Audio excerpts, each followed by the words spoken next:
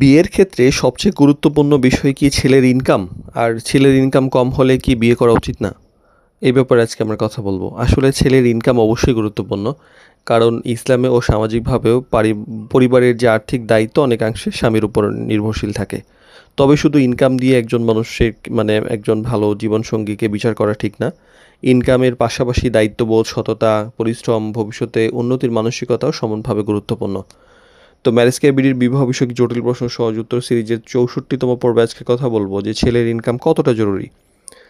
আসলে ইনকাম প্রয়োজন, কিন্তু এটা একমাত্র শর্ত না। সংসার চালানোর জন্য আয় প্রয়োজন, তবে শুধু বড় অঙ্কের ইনকাম থাকলেই যে ভালো স্বামী হওয়া যায় এমন হয় না। যেমন ভালো ইনকাম আছে কিন্তু দায়িত্ববোধ বা রেসপেক্ট নেই, অথবা উত্তরাধিকার সূত্রে অনেক সম্পদ আছে সেগুলো ধরে রাখার মানসিকতা নেই।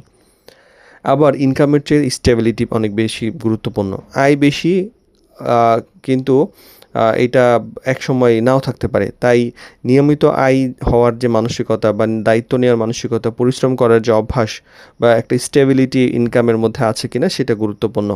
যেমন অনেকে আছে যে ছোট চাকরি হলেও নিয়মিত ইনকাম এবং সৎ উপার্জন হয়।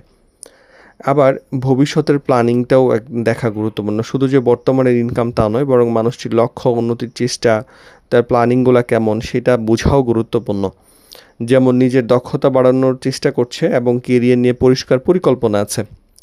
আর অতিরিক্ত ইনকাম কিন্তু এক্সপেকটেশনের জন্য ঝুঁকিপূর্ণ। অনেক সময় অবাস্তব প্রত্যাশার কারণে ভালো মানুষদের বাদ দেওয়া হয়। যেমন ভালো চরিত্র, দায়িত্বশীলতা, তবুও শুধু স্যালারি কম বলে আসলে এগোয় না, এমন অনেক সিচুয়েশন হয়।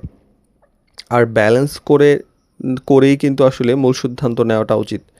ইনকাম, ক্যারেক্টার, ফ্যামিলি, দিন, দায়িত্ববোধ সব কিছু মিলিয়ে যখন আপনি সিদ্ধান্ত নেবেন, একটি দিক থেকে পুরো মানুষকে বিচার করা আসলে ঠিক না।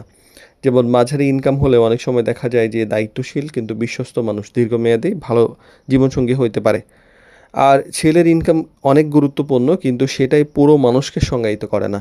কারণ সংসার শুধু টাকায় চলে না, দায়িত্ব, পরিশ্রম, বিশ্বাস একসাথে মিলে একটা ভবিষ্যৎ ভারসাম্য গড়ায়।